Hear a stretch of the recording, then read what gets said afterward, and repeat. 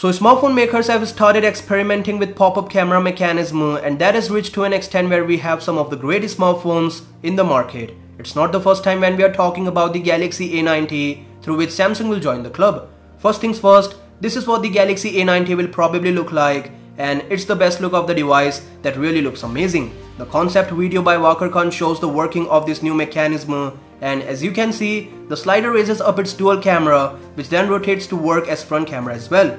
By the way, there will be 3 cameras that include a 48 megapixel, an 8 megapixel, and a time of flight sensor. At the same time, having moving parts in a smartphone is not that great, as it do compromises with the IP rating and to some extent durability too. Agreed, we haven't heard any complaints from the owners of Oppo Find X and Vivo Nex, but we know that these smartphones are not rigid like the regular ones, and when it comes to A90, it sports 2 moving parts. All after that, a newly leaked information has confirmed some of the very cool features that Samsung Galaxy A90 comes with. Again, it do confirm some of the features that we already know, like a 6.7-inch Full HD Plus OLED screen, a triple camera system, 3700 mAh battery, 25-watt fast charging, and more importantly, the Snapdragon 7150 chipset. Qualcomm has not released this chipset yet, so we just know that it has an 8nm manufacturing process, and this is enough to come to some conclusion. The Snapdragon 7150 will be comparable to the performance of 845,